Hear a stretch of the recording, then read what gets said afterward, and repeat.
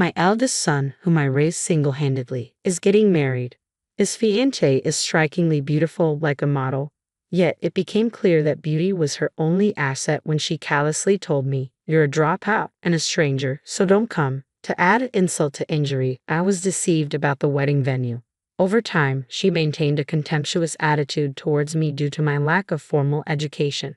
She even portrayed me as the unreasonable mother who supposedly canceled their wedding at the last minute. It was unforgivable.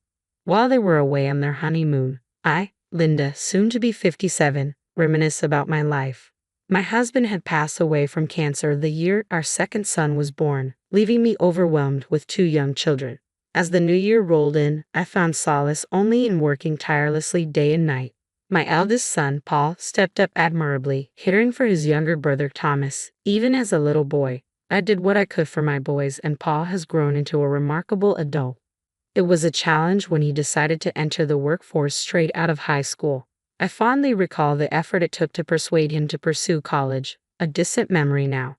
After graduating, he secured a position at a prominent trading company and began forging a promising path. Apparently, Paul has a girlfriend whom he plans to marry someday. He expressed his desire to introduce her to me, which was somewhat unexpected given his intense focus on his career. I had imagined he would marry much later, but I genuinely felt joy knowing he wanted to start his own family soon.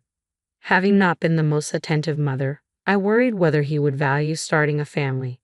However, all my concerns dissolved as Paul's wedding approached. I eagerly anticipated meeting his partner and eagerly awaited the day of their introduction. The woman who entered was slender and breathtakingly beautiful, momentarily leaving me speechless. I wondered where Paul had encountered such a beauty. When Paul introduced her, I was surprised to learn she was an actual model. He had met Sarah through his advertising work at the trading company.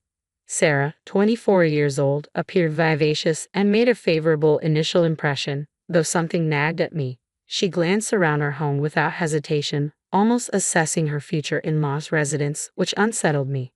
Moreover, her refusal to even touch the coffee I offered didn't sit right with me.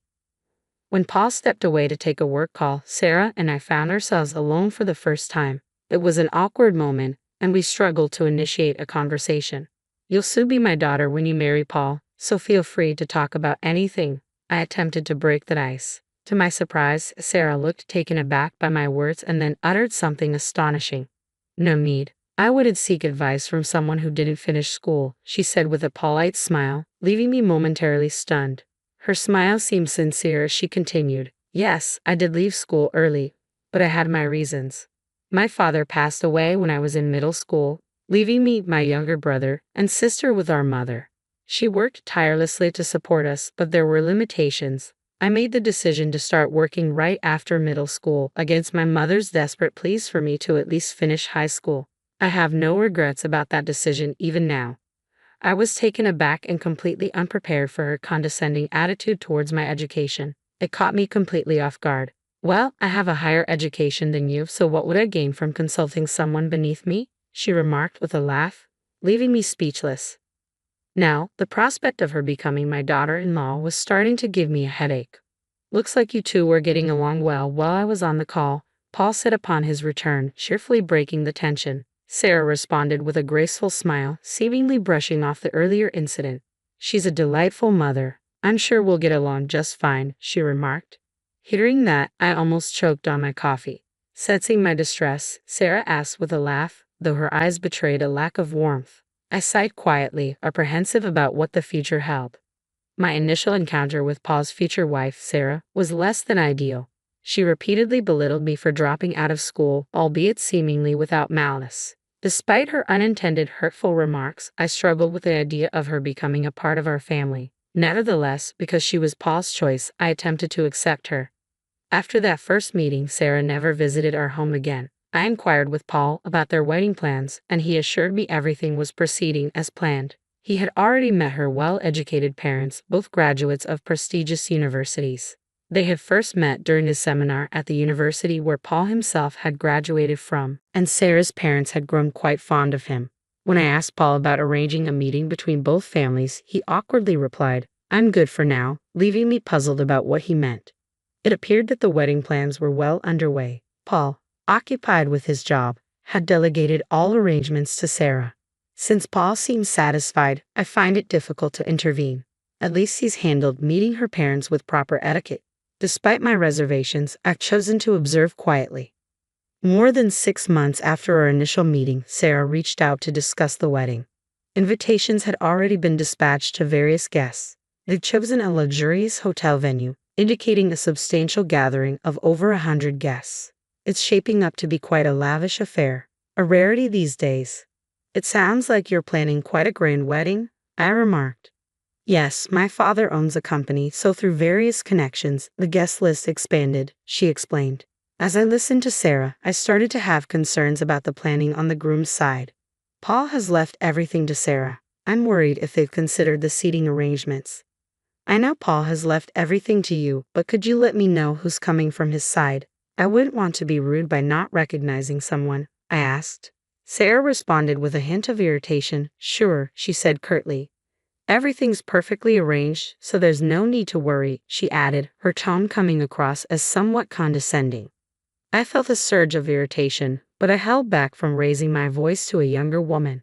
The wedding was just a month away, and I emphasized the importance of having the date and time confirmed repeatedly. I asked Sarah for an invitation, but she explained they were only printing the necessary minimum. She didn't send one. We're trying to keep costs down, she said, leaving me unable to press further. I made sure to mark the date on my calendar so as not to forget. Paul had moved to a new house the previous week. The move seemed sudden, and I was left bewildered as I watched the movers take away his belongings. Paul, apparently unaware of the exact moving day, returned that evening to find his things gone. He chuckled it off, attributing it to Sarah's planning, and headed to his new home. I realized I didn't even know his new address. I assumed he would reach out to me, but so far, I haven't heard anything. On the wedding day, I dressed up and made my way to the hotel.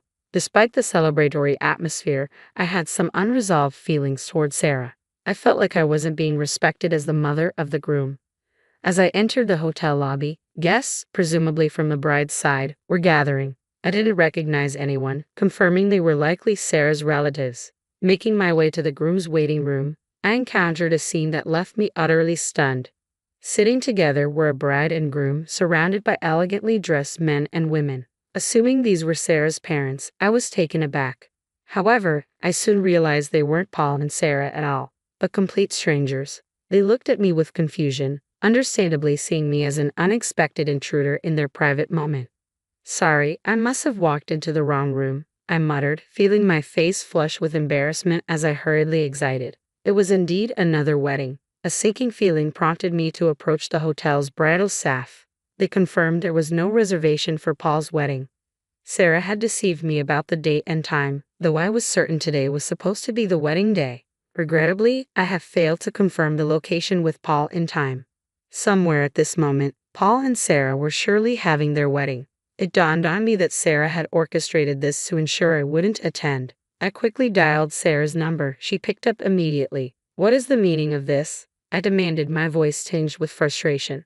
Sarah let out a heavy sigh. How inappropriate to disrupt such an important day, she scolded. She sounded alone. There was no one else around her.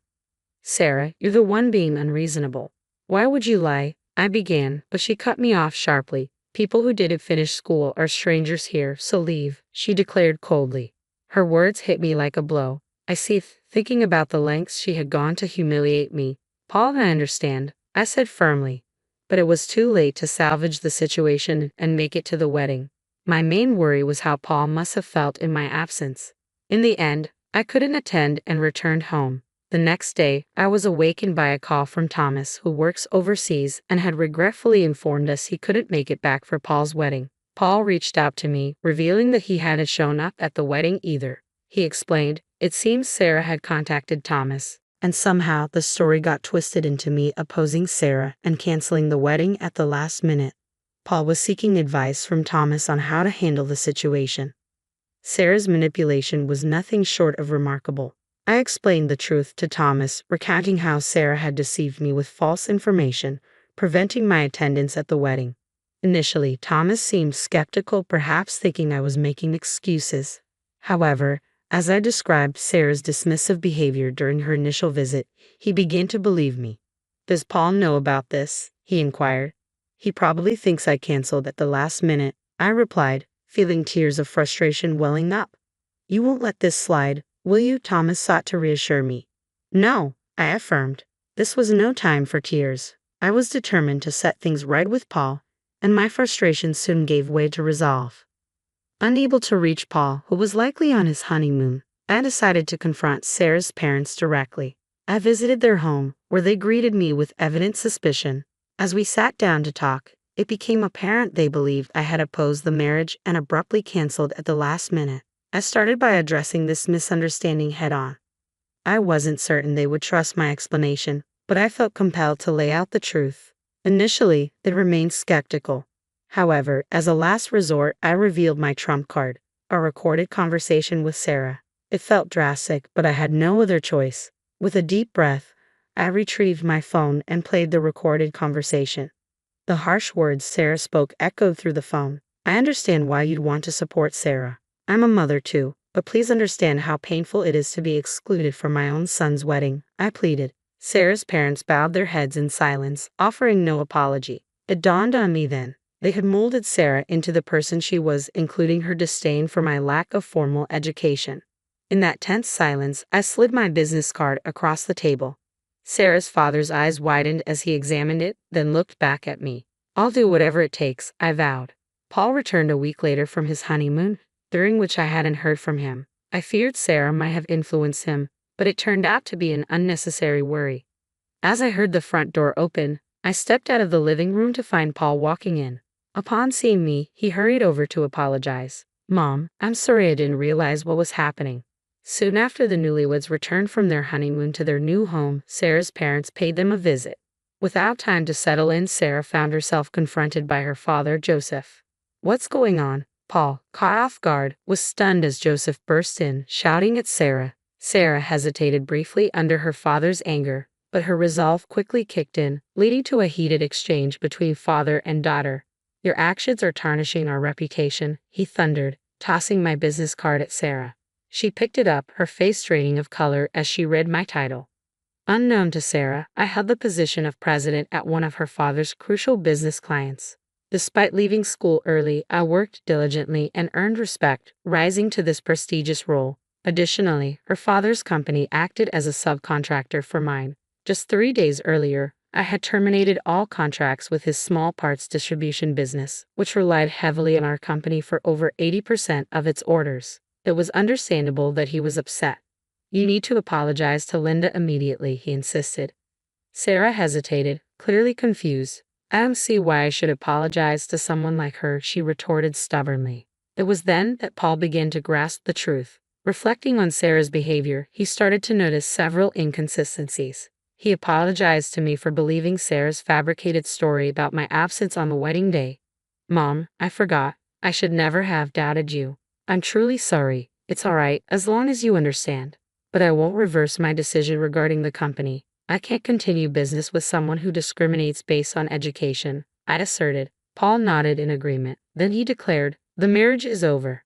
The scandalous news of a divorce right after their honeymoon spread rapidly. Paul apologized to the guests and reimbursed the gifts from his side at his own expense. Allegedly, there was no response from Sarah's guests. When her guests requested reimbursements, she reportedly caused a scene. The divorce was a difficult process, eventually involving lawyers. The recorded evidence I provided played a crucial role in the proceedings. Paul joked that divorcing was harder than getting married and mentioned that Sarah's father's company was now facing bankruptcy, despite attempting to return to modeling. Sarah found her reputation too tarnished for any agency to hire her. Recently, she's been spotted intoxicated, still harboring resentment towards me. The dropout old lady. There's been no sign of remorse from her. Perhaps further setbacks might prompt some introspection. Back at home, Hall suggested renovating our old house. It seems he's in no rush to remarry. I'll focus on my career, just like you, Mom, he said, bringing me joy. I felt reassured that I have fulfilled both parental roles effectively. Just be more cautious in your choice of partner next time, was my only advice. Paul nodded, looking somewhat sheepish.